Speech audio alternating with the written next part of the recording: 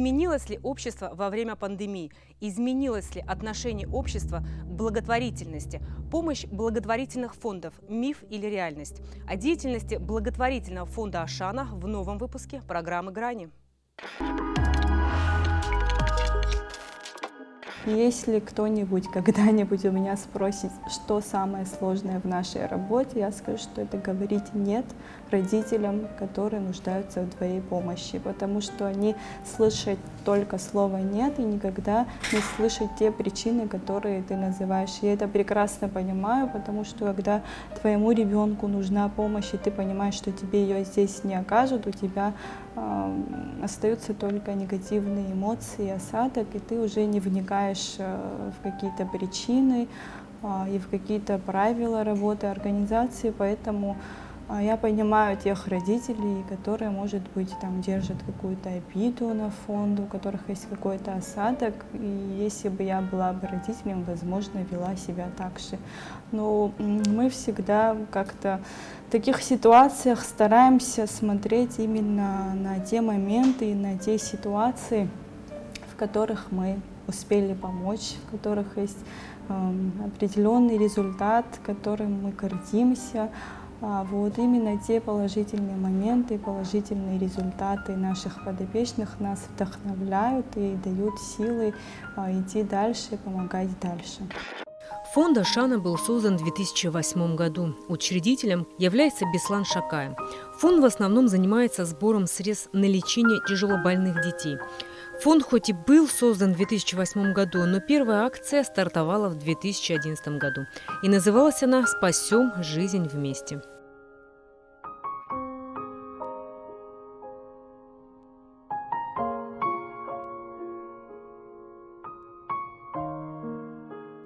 Надеемся, что и в дальнейшем именно наш проект, наша акция «Спасем жизнь вместе» будет получать поддержку, и дети, семьи, которые по разным причинам оказываются в сложной ситуации, никогда не останутся один на один со своей бедой.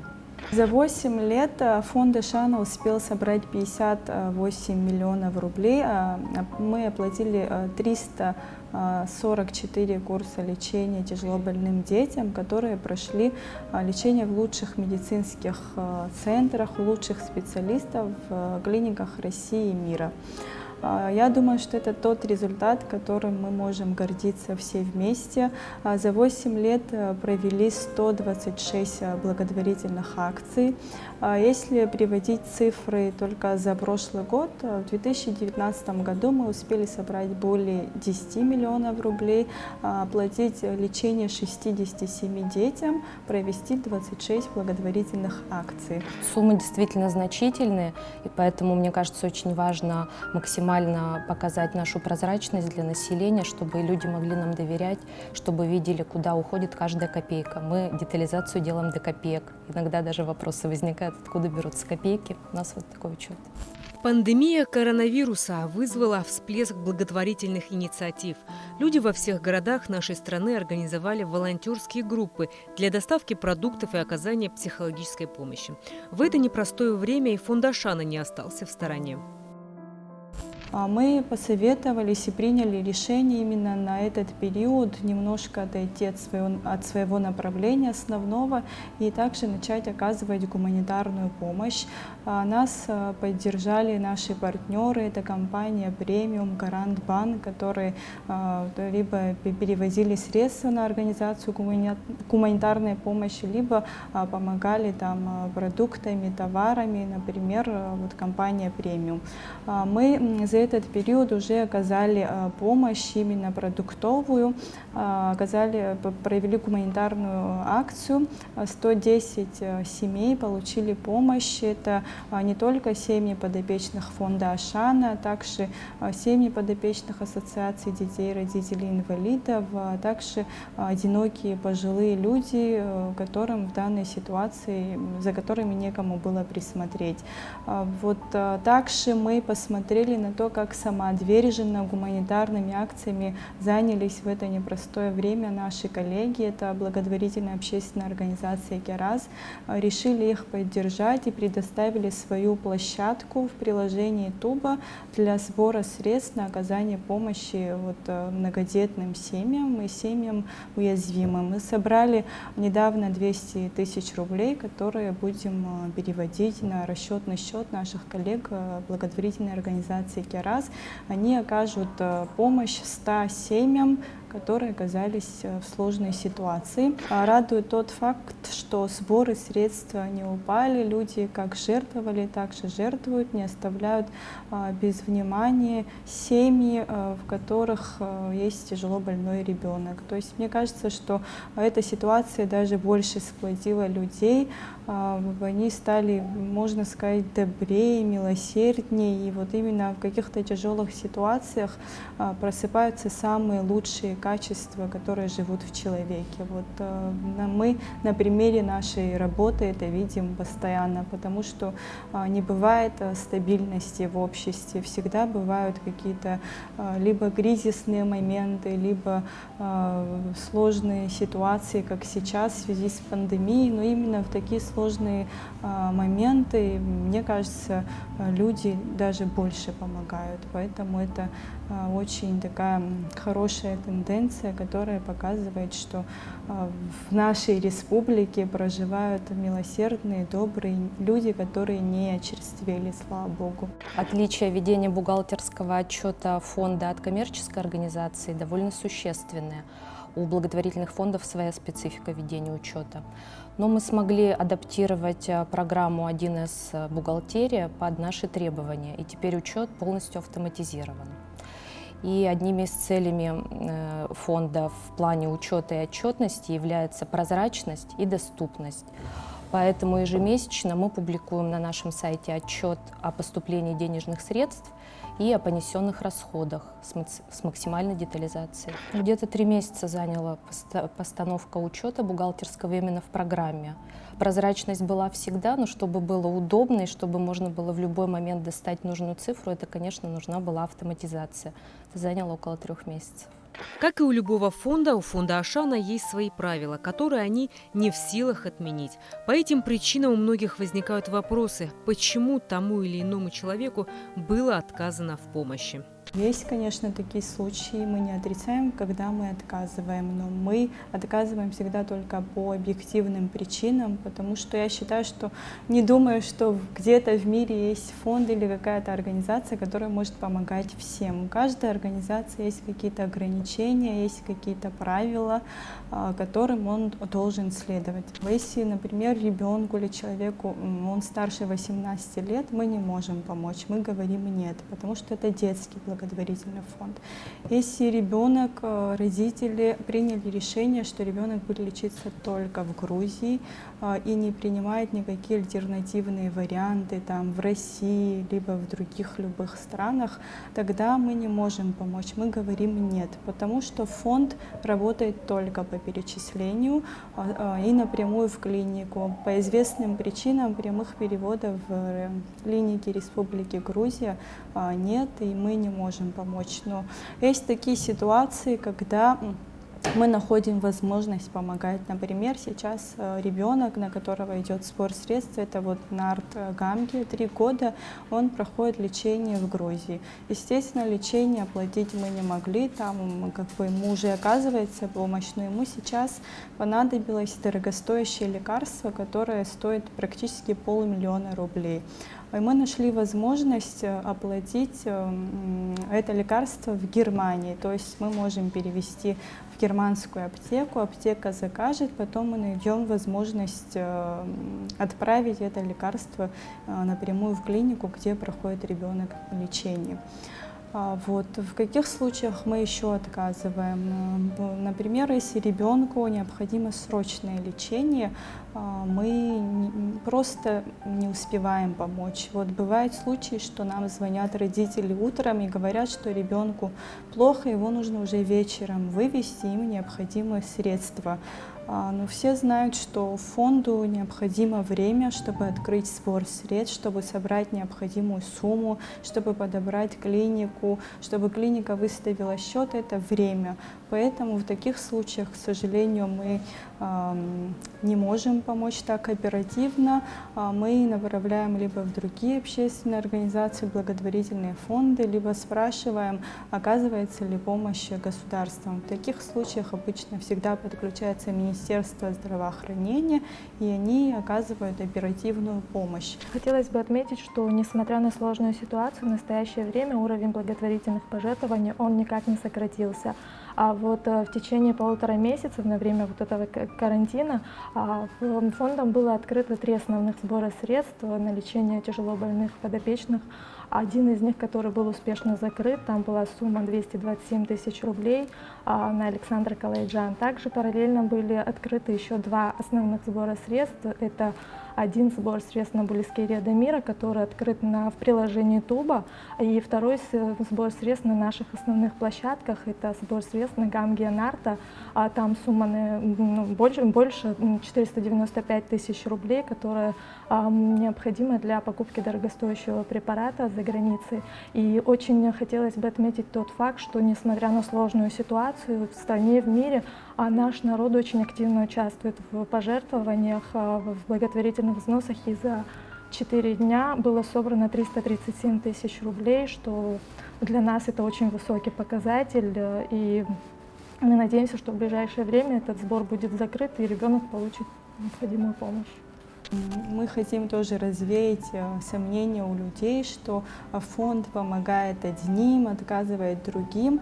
Мы хотим донести, что мы отказываем только по объективным причинам. Мы никогда не выбираем детей ни по какому признаку. Нет ограничений в оказании помощи, именно связанные с национальностью, фамилией, религиозной или расовой принадлежностью. Если ребенку нужна помощь, и мы можем эту помощь оказать, мы всегда ее оказываем. Нет, мы можем сказать только по тем объективным причинам, которые я назвала выше. Мы даже в чем-то, в самом малом обманем, это обязательно выйдет, и мы потеряем доверие своих партнеров, своих друзей, благотворителей, поэтому именно стабильность, годы работы фонда доказывают то, что мы действительно работаем честно, прозрачно, и то, что каждый год идет на увеличение количества споров на детей, количество вылеченных детей, это безусловно говорит о том, что уровень доверия людей по отношению к фонду повышается. В самом начале своей деятельности фонду пришлось столкнуться с непониманием. Наше общество не привыкло и не готово рассказывать о проблемах. Но не рассказав о проблеме, невозможно получить так необходимую помощь. До появления фонда, до того, как мы начали обнажать все проблемы и рассказывать о тяжелобольных детях, многие и не подозревали действительно, сколько тяжелобольных детей в Абхазии. Лично я сама тоже была удивлена, когда устроилась на работу, увидела, сколько именно тяжелобольных детей в Абхазии.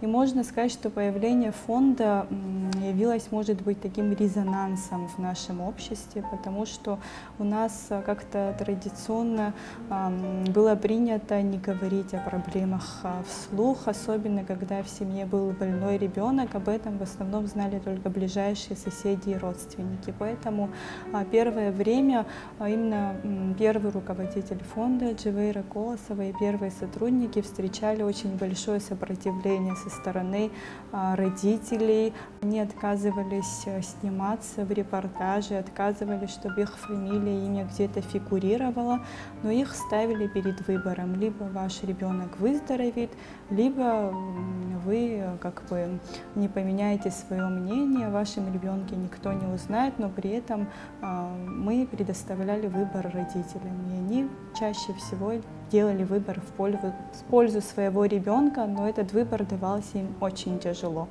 Но когда уже прошло время, и именно специфика работы фонда была на слуху, уже люди, обращаясь, знали, что для того, чтобы сумма собралась, о его ребенке будут рассказывать, потому что у нас все сборы адресные, и суммы собираются только когда люди слышат о ребенке, когда люди узнают о проблеме здоровья ребенка, и когда они слышат о сумме, которую необходимо собрать. Только тогда народ может сплотиться и оказать адресную помощь. Вот, когда прошло время, стало легче, потому что люди, которые обращались за помощью, уже знали, что о его ребенке и о его ситуации, которая происходит в семье, узнает большое количество людей, но при этом, может быть, это была их последняя надежда, и они получали поддержку.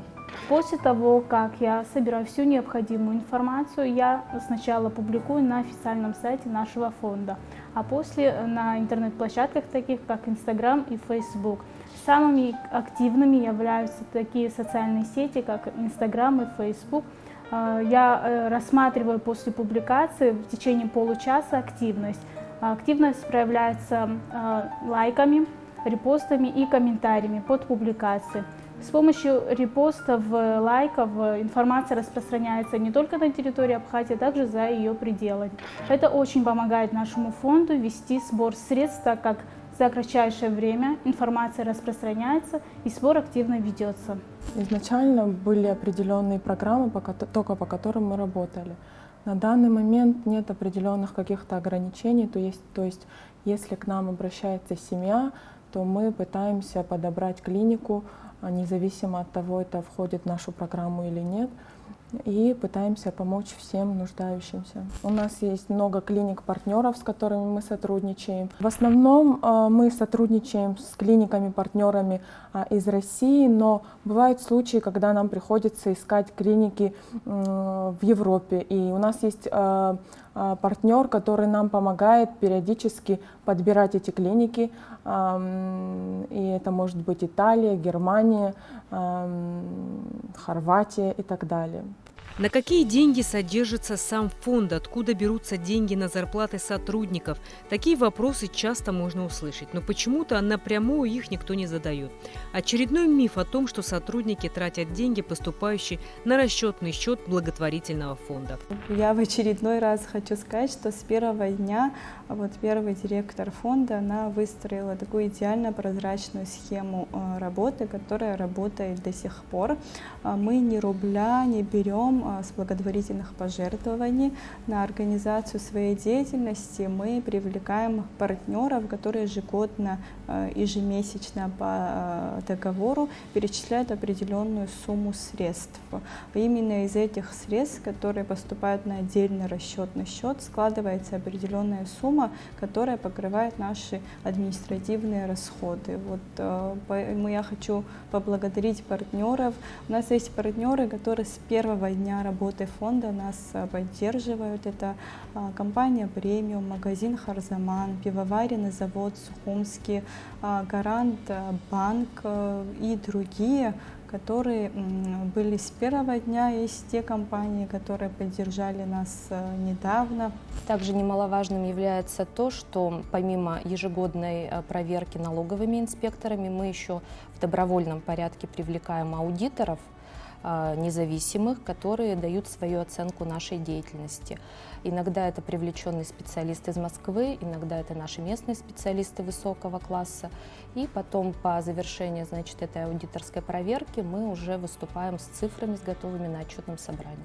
Сейчас мы все вместе сделали какие-то выводы, и создается общая база именно в этот сложный период, когда был объявлен режим ЧС, начали собирать базы у всех организаций, социальная служба над ней работает, она очень необходима для того, чтобы не было дублирования нашей работы. Были такие случаи, когда одни и те же семьи получали помощь неоднократно, а другие оставались в стороне. Для того, чтобы такого не было, я думаю, что в в дальнейшем уже наши государства, все организации будут больше готовы. То есть это, может быть, была такая проверка на прочность, которую мы обязательно пройдем, потому что мы все объединились. А когда люди, организации, государства все объединяются и преследуют одну цель, всегда будет положительный результат. В связи с пандемией все клиники-партнеры перенесли дату госпитализации, но, к счастью, у нас не было срочных детей, которым необходимо было выезжать, и все подопечные, это подопечные, которым необходимо было пройти курс реабилитации 1-2 раза в год, и от того, что мы перенесли на большое время, никаких осложнений со здоровьем или проблем не будет. Культурно-благотворительный фонд Ашана на сегодняшний день является еще и оператором по сбору средств на строительство храма в честь святого великомученика Евстафия Апсильского в городе Ткварчал. На строительство храма уже собрано 5 миллионов рублей. Конечно, 5 миллионов – это пока маленькая сумма для храма, но, по крайней мере, для начала это то, что нужно. После того, как пройдет пандемия, планируем уже акции для привлечения большего количества людей, для того, чтобы строительство проходило без задержек. Многие задаются вопросом о том, зачем нужно строительство храма в городе Ткварчал. Но прежде чем мы зададим этот вопрос, мы должны подумать, зачем мы вообще ходим в храм. Это для того, чтобы вознести Богу молитву, для того, чтобы очистить душу и поставить свечки усопшим или безвременно ушедшим героям.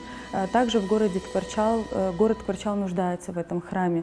И многие матеря хотят также приходить, ставить свечки своим героям. Именно поэтому мы строим этот храм. И мы надеемся на поддержку населения в этом богоугодном деле.